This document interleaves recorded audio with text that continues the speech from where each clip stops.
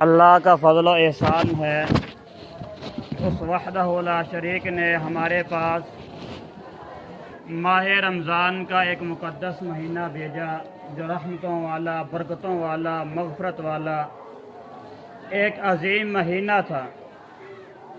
اس مہینے کے اندر جہاں تک اللہ وحدہ لا شریک نے ہم کو توفیق دی، ہم نے ماہ رمضان کے روزے رکھے، رات کو تراویح کو ادا کیا، قرآن مجید کی تلاوت کو ہم نے کیا، تو اللہ وحدہ لا شریک سے آج انعام لینے کا، اس کا بدلہ لینے کا دن ہے، جو مغفرت کا، رحمت کا، اللہ سے بخشش حاصل کرنے کا دن ہے۔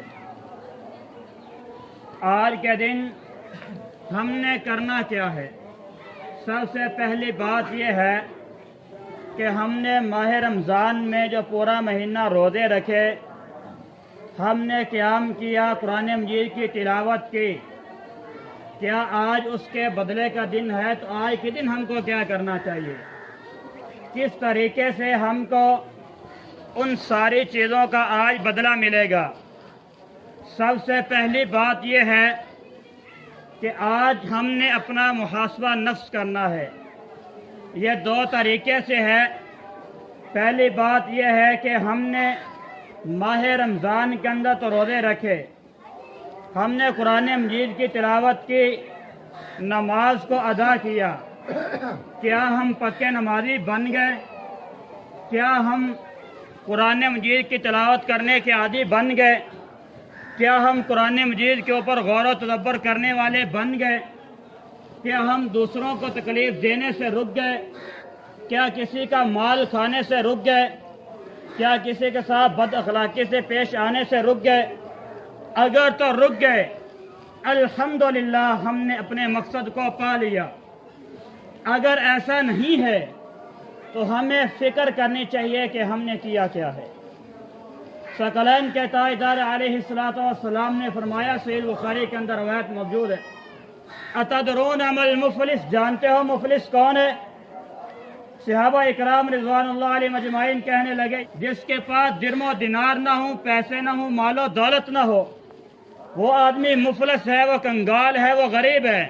فرمایا نہیں، بلکہ قیامت کے دن جو آدمی جائے گا، اپنے نامہ اعمال کو اپنے رب کے حضور پیش کر کے، پاس ہو کر، پل صراط کراس کر کے آگے ایک مقام آئے گا جنت سے پہلے، جس کا نام کنترا ہے۔ اس کنترا مقام پر روک لیا جائے گا۔ یاتی بصلاۃ و صیام و زکوٰۃ، تین اعمال لے کر آئے گا، نماز بھی ہے، روزہ بھی ہے اور زکوٰۃ بھی ہے، لیکن من شتم ھذا واکل مال ھذا وقذف ھذا وسفک دم ھذا وضرب ھذا، 5 گناہ کیے ہوں گے۔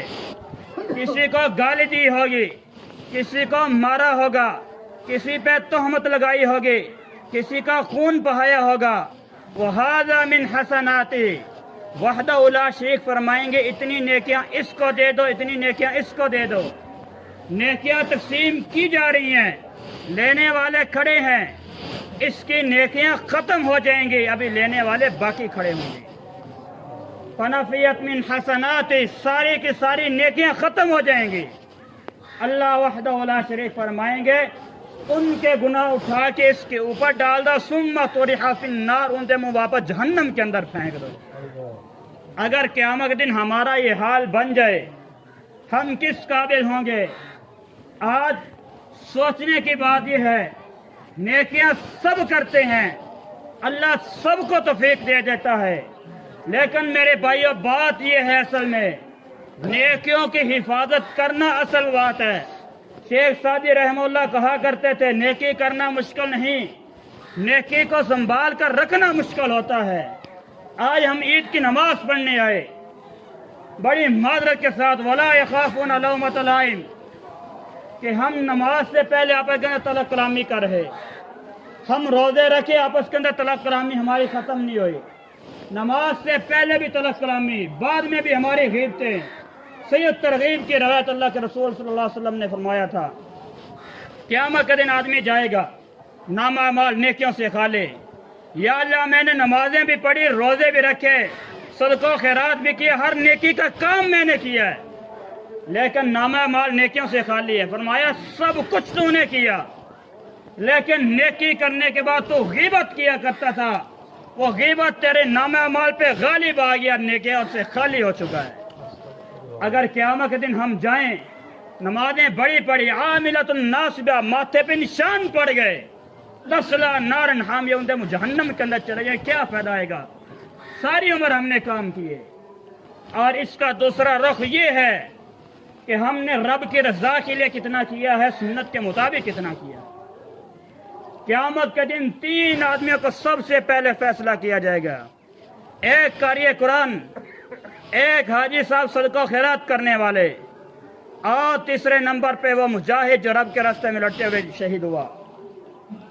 ایک حرف قرآن مجید کا پڑھنا 10 نیکیاں، اگر اخلاص ہو 700 ضعف الی اضعاف کثیرہ، 700 گنا سے بھی بڑھا دیا جاتا ہے۔ ایک حرف، صرف الف لام میم 3 حرف ہیں، پڑھا دیا جاتا ہے۔ اور صدقہ کرنے والا صرف ایک کھجور صدقہ کرتا، صرف ایک کھجور۔ اگر اخلاص ہو، قیامت کے دن وہ ایک کھجور بھی پہاڑ کے برابر بن کر آئے گی۔ اور مجاہد رب کے راستے میں صرف ایک لمحہ، 60 سیکنڈ 1 منٹ کے اندر ہوتے ہیں، ہزاروں لمحے جمع کیے جائیں 1 سیکنڈ بنتے ہیں۔ ایک لمحہ، اللہ کے رسول صلی اللہ علیہ وسلم نے فرمایا، رب کے راستے میں جہاد کرنے والا غفر لہ ما تقدم من ذنبہ، سارے کے سارے گناہ معاف کر دیے جاتے ہیں۔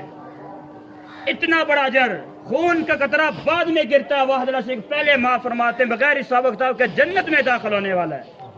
قیامت کے دن آئے گا، رب سوال پوچھے گا، کیسے آئے، کیا کرتے آئے؟ اپنے اپنے بیان کریں گے۔ فرمایا کذبتا کذبتا کذبتا، تینوں کے بارے میں فرمائیں گے۔ ثم طرح فی النار، انہیں جہنم کے اندر پھینکا جائے گا۔ کیوں؟ دل کے اندر یہ تھا کہ لوگ مجھے علامہ کہیں، مجھے قاری کہیں، کہ مجھ سے بڑا کوئی عالم کوئی نہیں، مجھ سے بڑا کوئی سخی کوئی نہیں، حاجی صاحب کوئی نہیں، مجھ سے بڑا بہادر کوئی نہیں۔ لوگوں کو دکھانے کے لیے عمل کیا۔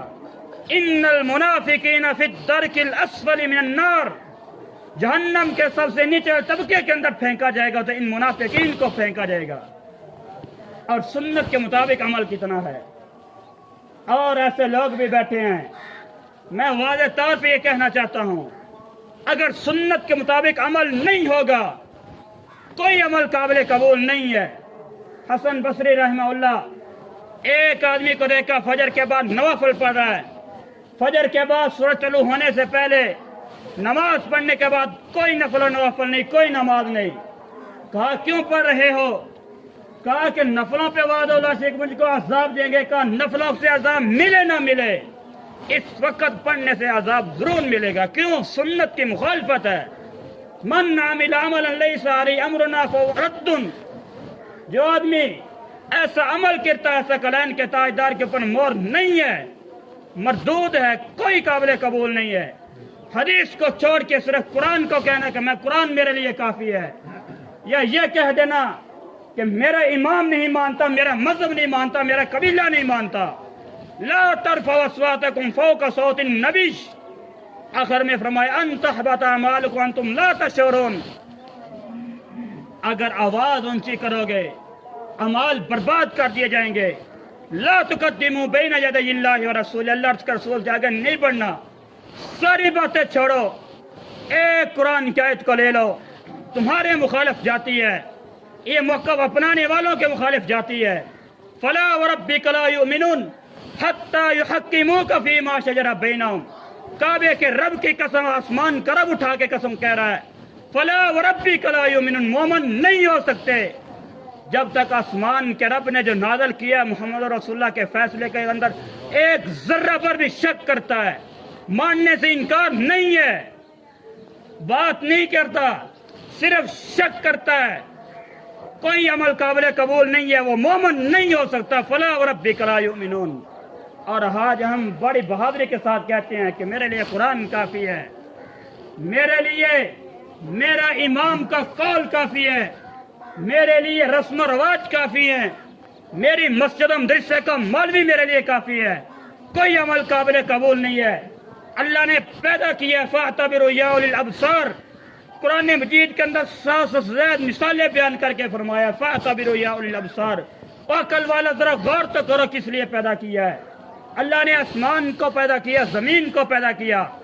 افلا ينظرون الى الابل كيف خلقت، ہم نے اس اونٹ کو پیدا کیا، ذرا دیکھو تو صحیح اللہ نے نشانیوں کو کس لیے پیدا کیا، ذرا غور و فکر تو کرو۔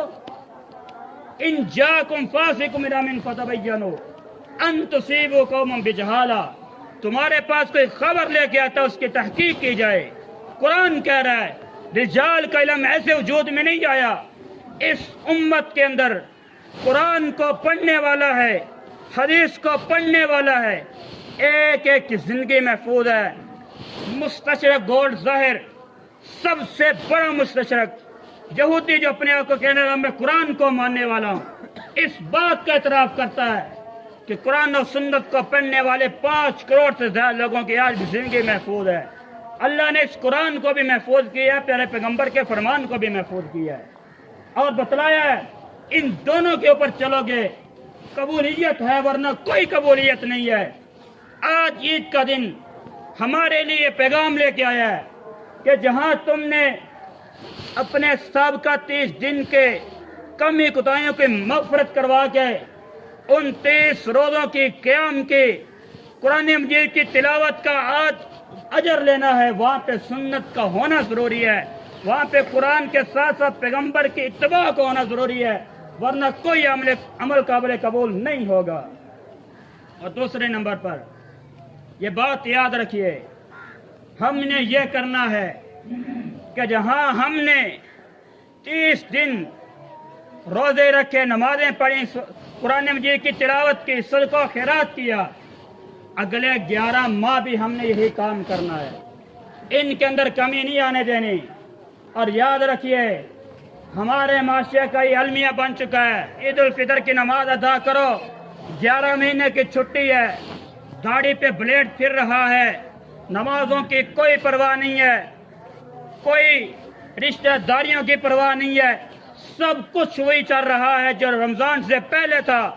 کیا فائدہ ہے اس رمضان کا؟ صرف ایک بات، ایک حدیث کو یاد رکھیے، من ترک صلاۃ العصر فقد حبط عملہ، جس نے عصر کی نماز کو ترک کر دیا اس نے اپنے اعمال کو برباد کر دیا۔ سوال پیدا ہوتا ہے صرف عصر کی نماز ادا کر لیں گے، باقیوں کی خیر ہے۔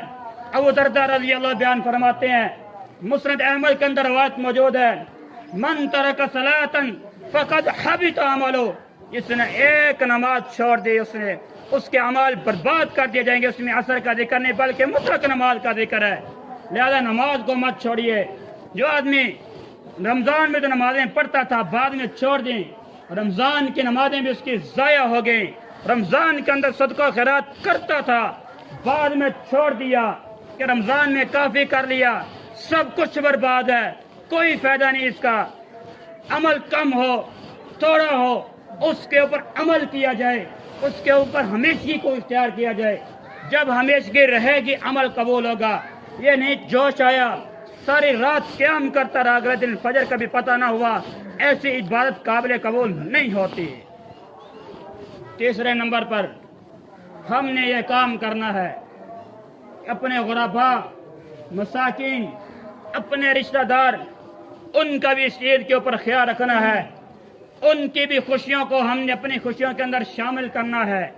اور اس کے اندر سب سے بڑی بات یہ ہے، ہم نے تو نئے کپڑے پہن لیے، ہم نے تو اچھے جوتے پہن لیے، گھر کے اندر اچھے کھانے پکا لیے، کیا صرف یہی عید ہے؟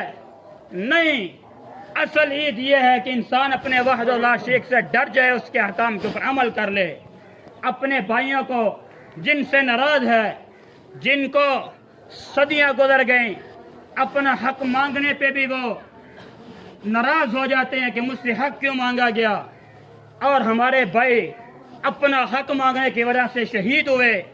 یہ المیہ بن چکا ہے کہ لوگ اپنا حق بھی مانگے تب بھی ناراض ہوتے ہیں۔ عید یہ پیغام دیتی ہے کہ آؤ اپنے بھائیوں کو جو ناراض ہیں، اپنے رشتہ دار جو ناراض ہیں، اپنے پڑوسی جو ناراض ہیں، ان کو منائیے، ان کے ساتھ بیٹھ کر کھانا کھائیے۔ اور بعض علماء نے یہاں تک لکھا ہے عید کے دن روزہ اللہ وحدہ لا شریک نے اس لیے بھی نہیں رکھا کہ اس دن اپنے رشتہ داریوں کو ملایا جائے، ان کے ساتھ بیٹھ کر کھانے کو کھایا جائے، صلہ رحمی کو اختیار کیا جائے، اس لیے عید کے دن روزہ نہیں ہے۔ یہ بعض علماء نے یہ بھی اس سے تو جہاد کو نکالا ہے۔ بہرحال اللہ کے رسول صلی اللہ علیہ وسلم نے فرمایا 3 دن سے زیادہ کسی مسلمان کے لیے جائز نہیں ہے کہ اپنے بھائی سے ناراض رہے، اور دوسری روایت تو انسان کو وقت حیرت میں ڈال دیتی ہے کہ جب انسان ایک سال تک اپنے بھائی سے قطع تلقی کر کے رکھتا ہے، اس سے سلام دعا نہیں کرتا، گویا اس کو قتل کرنے کے برابر ہے، اتنا گناہ ملتا ہے جتنا اس کو قتل کرنے کے برابر گناہ ہے۔ اس لیے میرے بھائیوں، یہ 3 اہم کام جو ہیں ان کو ہم نے لازمی سوچنا ہے۔ اگر بالفرض ہمارے دل کے اندر تھا کہ ہم نے لوگوں کو دکھانے کے لیے عمل کیا یا ہم نے سنت کو چھوڑ کر عمل کیا، آج یہیں پہ بیٹھے بیٹھے اپنے وحدہ لا شریک سے سچے دل سے توبہ کریں کہ ہم نے غلط کیا، اللہ ہم کو معاف کر دے، آئندہ کبھی ایسا کام نہیں کریں گے۔